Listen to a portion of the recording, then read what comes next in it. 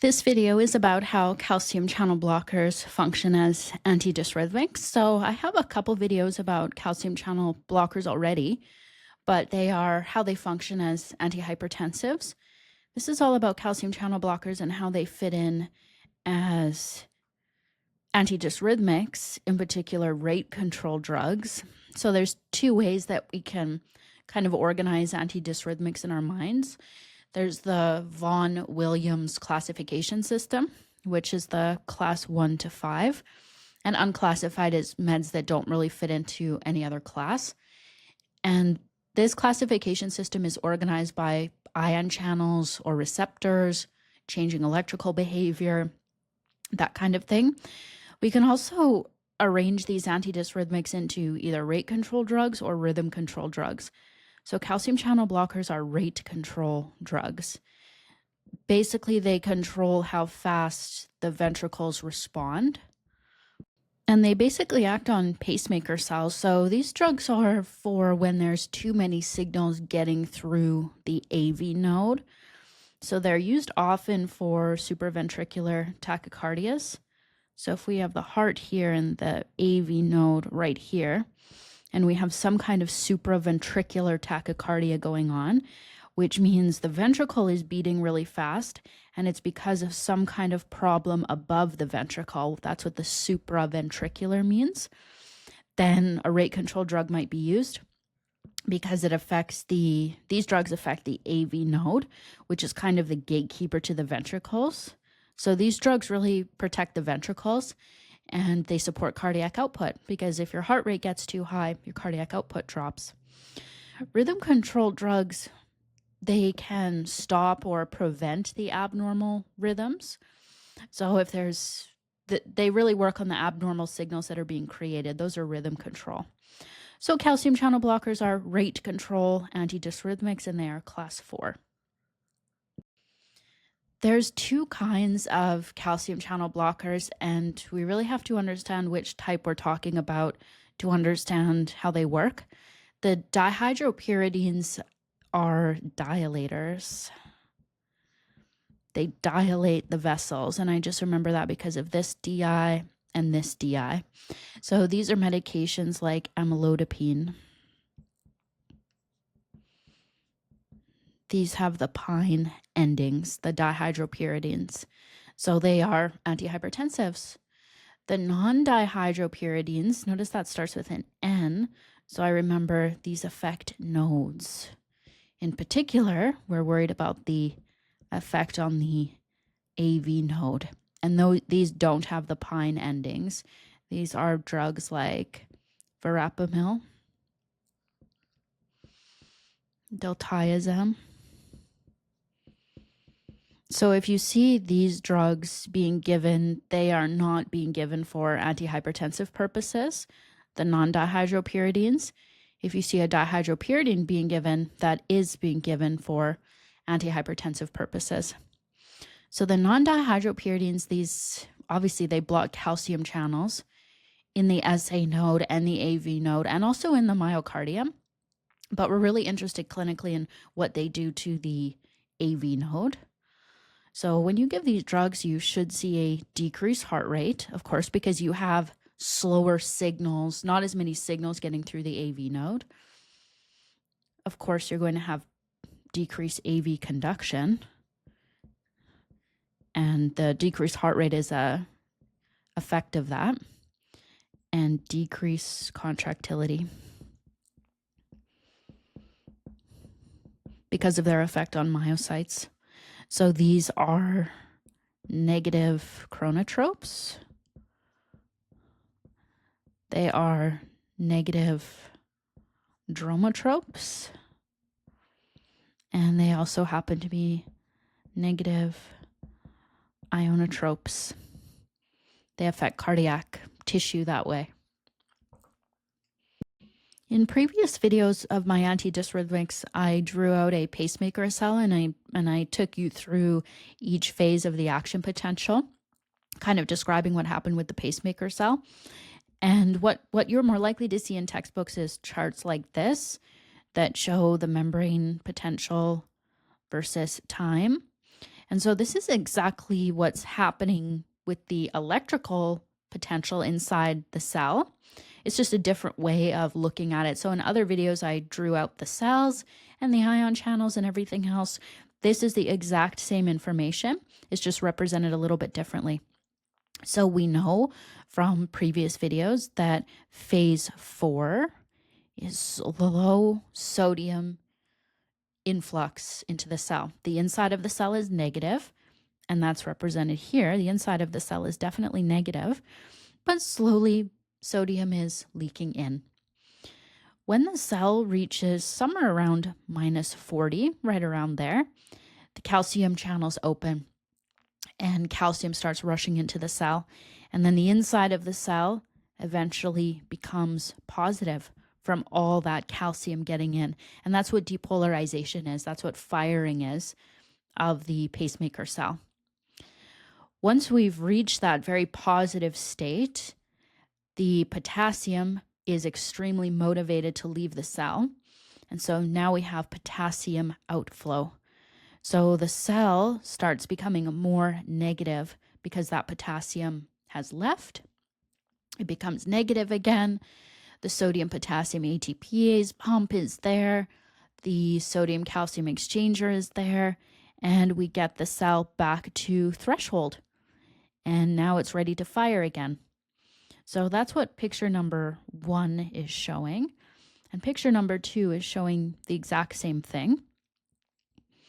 So we have phase 4, where we have the sodium influx. I'm looking at the second picture now. When it hits right around minus 40, we get the calcium starting to flow in. And then that's when the pacemaker cell actually fires. So we get a rapid influx of calcium. We get depolarization. And then, of course, the outflow of potassium causes repolarization, which I just remember means rest. And then we get back to threshold. So if you see these pictures, they're describing the exact same thing that I described using the cells. It's just represented in a different way. Okay, so calcium channel blockers. How do calcium channel blockers work into this picture, and how does it work into all of this? Well, as you can see, and what we know already, is that it's the calcium flowing in.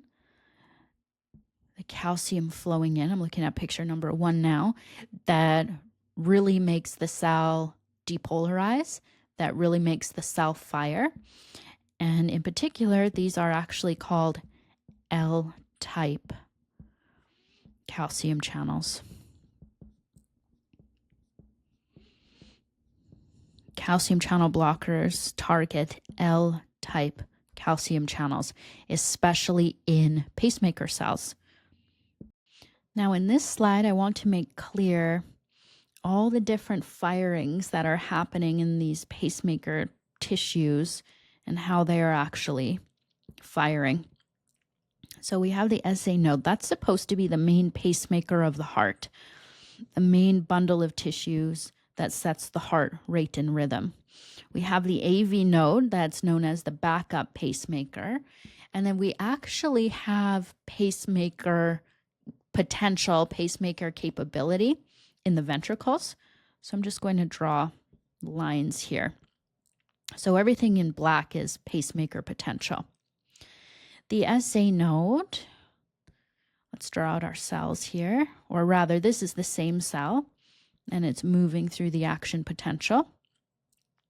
Of course, we know with an action potential, the sodium is going to start leaking in. That's going to make the inside of the cell a little bit less negative. It starts at minus 60 and it moves to minus 40 because of that sodium leaking in. And when the sodium leaks in, or rather when it gets to minus 40, the calcium channels open and calcium flows in, and that's what depolarization is. So the SA node is doing that all on its own. It's generating electrical impulses all on its own, and it likes to do that at a rate of about 60 to 100 beats per minute.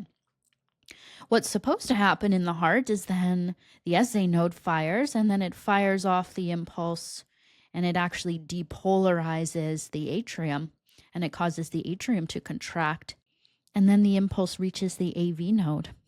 So the AV node in a healthy heart is not supposed to fire on its own like the SA node does.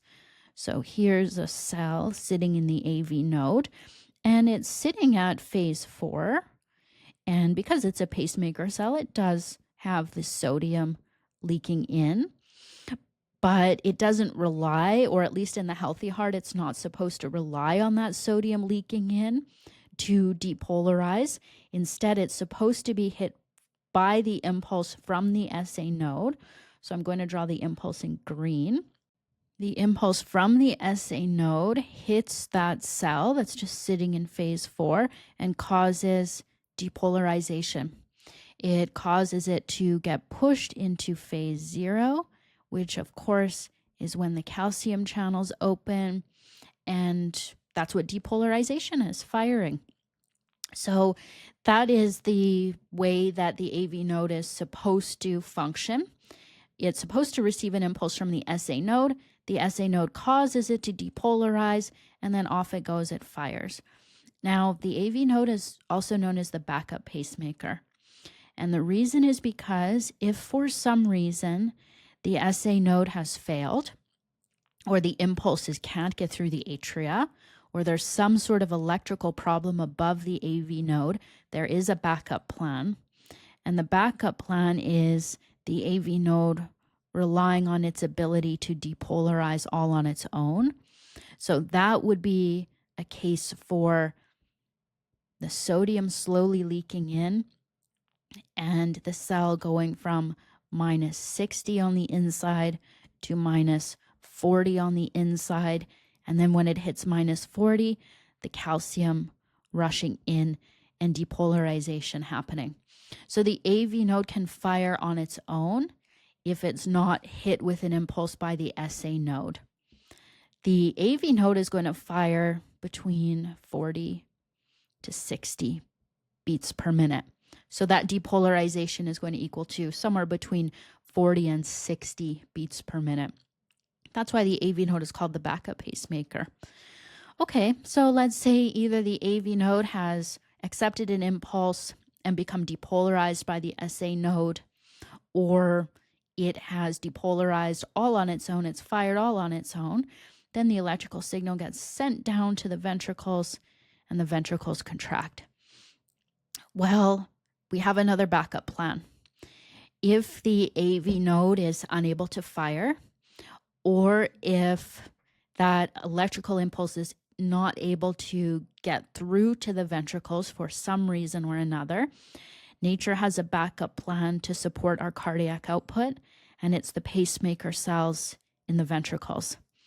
So just like the AV node, what they like to have happen, and what is supposed to happen in the healthy heart, is we have a cell sitting there, and it's sitting in phase 4. An electrical impulse should come along and rapidly depolarize that cell and get it to phase 0 when calcium is going to rush in.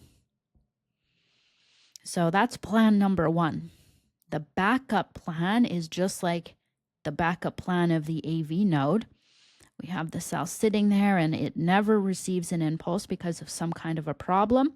It can depolarize itself through the sodium leaking in and changing the inside charge of the cell from minus 60 to minus 40.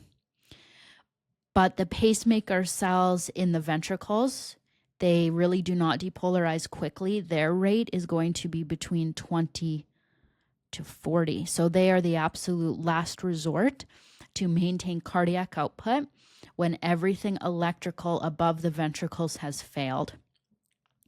So our body is built with several different redundancies, several different backup plans in case there's failures above the ventricles to maintain cardiac output. Okay, so that's just a review of sort of the electrical physiology of the heart and the backup plans. Now, how do calcium channel blockers work into all of this, and when might we use a calcium channel blocker? Well, I'm going to draw your attention to this cell here in the AV node, the one that's being hit with an electrical impulse. Often calcium channel blockers are used for what's called supraventricular tachycardias. So it's a ventricular tachycardia. The ventricle is squeezing much too fast, but the problem is happening somewhere above the ventricles. And it could be a problem with random firings in the atrial muscle. That's what atrial fibrillation is. It could be a problem with a re-entry circuit. It's never a problem with the AV node firing too fast. It's usually a problem with the AV node being depolarized too frequently. And I say usually a problem with the AV node being depolarized too quickly because there is a rhythm where the AV node gets completely bypassed. So that's what supraventricular tachycardias are. And let's go over here so that we can understand them a little bit better. So this could be, like I said, from random firings in the atria. And that's what AFib is. It could be from re-entry circuits, and I'll explain that more. That's what atrial flutter is. Or supraventricular tachycardia could be from some sort of accessory pathway, meaning there's some sort of electrical pathway that's formed in there that's totally bypassing the AV node. There's an extra pathway and it creates a loop. So none of these supraventricular tachycardias are from the AV node firing too fast all on its own. That's why I'm kind of focusing on this cell right here, because it's a problem with too rapid depolarization most of the time. Of course, in our third example, the accessory pathway, it's not from that. That's why I say most of the time. Let's talk about atrial flutter. Let's focus on a re-entry circuit, atrial flutter, and how a calcium channel blocker might be used in this example. Okay, so we know how things are supposed to move in the healthy heart, so I'm not going to draw out a healthy heart. I'm going to draw out an atrial flutter heart. SA node, AV node.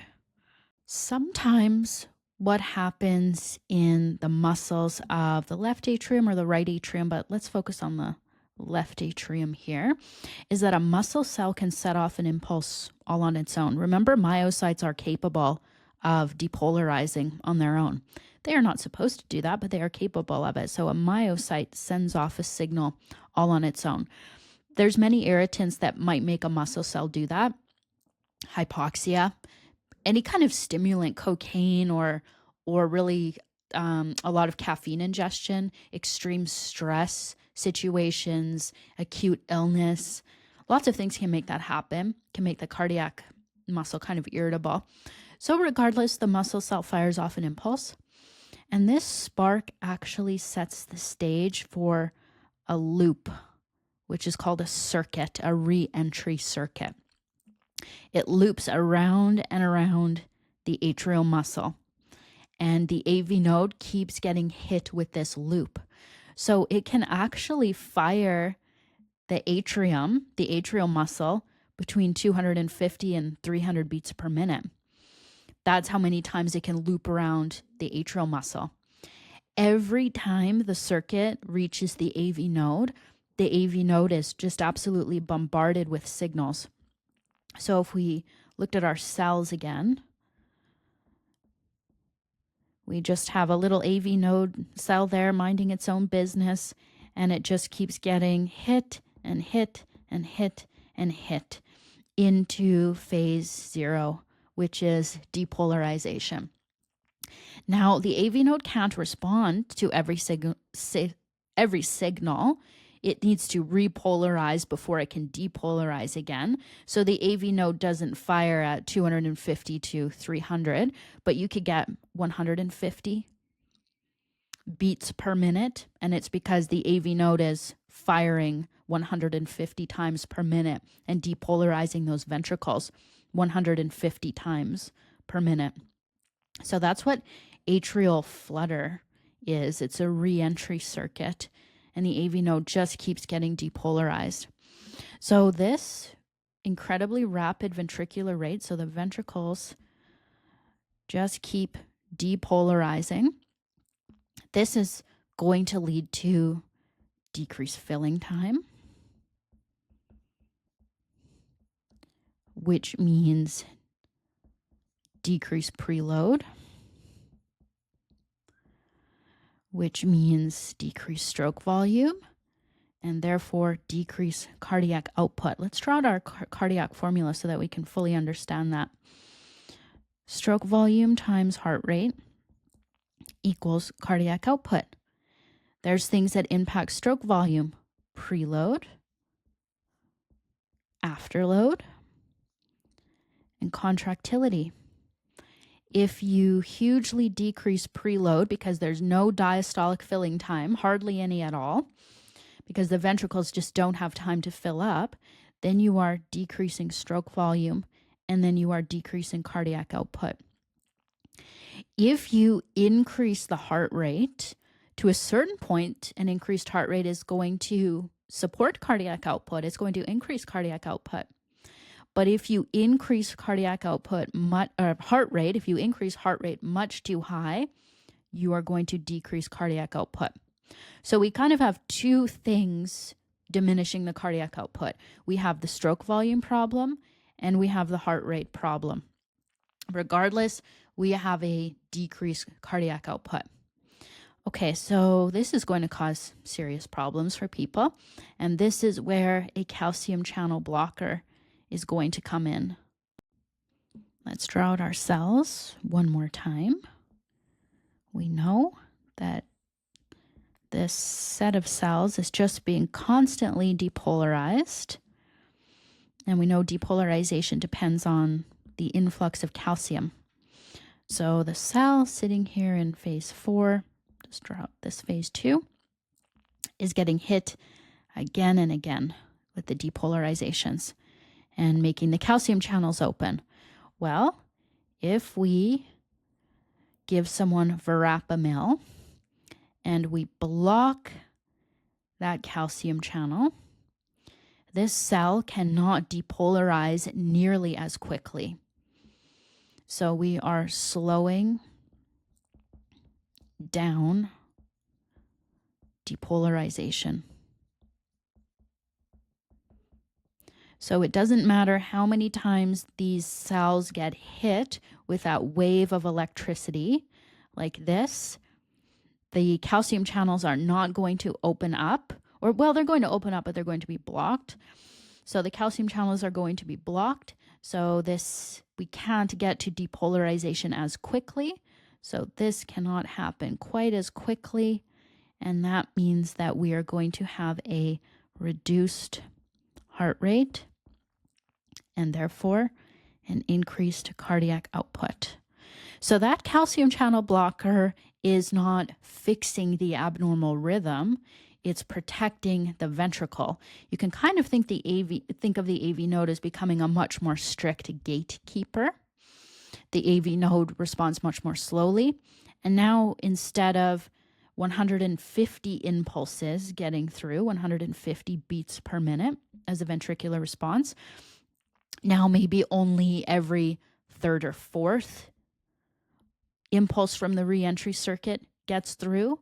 So now maybe our heart rate is going to go to 75 to 100 beats per minute with our calcium channel blocker. More filling time, more stroke volume, and definitely the patient's going to feel better. So it doesn't stop the atrial flutter. The circuit is still spinning around and the atria are still getting hit, but they can't depolarize as quickly. The calcium channel blockers fix the consequence of the rhythm. Okay, so let's review what we learned here. Normal electrical conduction through the heart is supposed to be very organized, starting with the SA node that fires all on its own. through the work of the sodium channels, and then of course the calcium channels. That's what's supposed to happen. So I'll just draw another arrow so you know where I'm talking about. So that happens. The impulse then travels down the ventricles, or the atrium rather, not the ventricles, and hits the AV node. The AV node gets depolarized and it gets pushed into phase 0. So it depolarizes. What happens next is the signal gets sent from the AV node down to the ventricles, and the ventricles depolarize. They're hit with the impulse and they depolarize. There's a backup plan. If for some reason that impulse cannot get to the AV node, the SA node has failed, or there's some sort of other electrical physiology problem or pathophysiology problem, I'll circle the backup plan in yellow. We have a backup plan to maintain cardiac output and get a signal down into the ventricles so the ventricles contract. We have a second backup plan, the last resort plan. If a signal cannot get to the ventricles, the pacemaker cells in that tissue can fire all on their own, but they're going to do it pretty slowly, 20 to 40 beats per minute. Calcium channel blockers work into all of this here where I've put these stars, because they help deal with problems where the AV node is being depolarized much too frequently.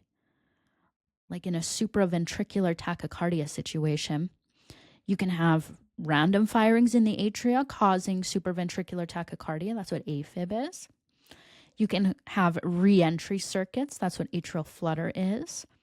Or you can have a problem where the SA node is firing and somehow it's totally bypassing the AV node and it's getting down to the ventricles. That's an accessory pathway. A job for a calcium channel blocker might be a re-entry circuit where we've had a firing in the atrium that's not supposed to be firing. Many reasons why that could happen: stimulants, extreme alcohol, cardiovascular disease, all sorts of different things. Regardless, that firing can cause a loop of electricity, looping and looping and looping, and it can actually hit the AV node anywhere between 250 and 300 beats a minute.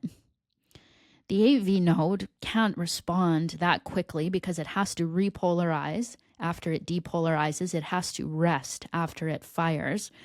But you can get the atria firing off 150 beats per minute, which means you are going to have the ventricles squeezing 150 beats per minute. And that's a big problem for cardiac output. Enter the calcium channel blocker, slows down depolarization, which means the AV node is still getting hit by that reentry circuit, it's true, but it just can't respond nearly as quickly. So you're going to get a heart rate of maybe 75 to 100, and that is going to improve cardiac output. It's not all calcium channel blockers that do this. We have two kinds of calcium channel blockers: the dihydropyridines, just shorten that to dihydro, and the non-dihydro. The way I remember this is DI, dilation. The dihydropyridines cause dilation of the arteries, and these are the meds that end with pine, amlodipine, for example. The non-dihydropyridines are the ones that have different names: verapamil. Diltiazem is another example, and these start with N, so we give them for the AV node, the impact on the AV node. So that's a summary of some electrophysiology and how calcium channel blockers work as anti-dysrhythmics.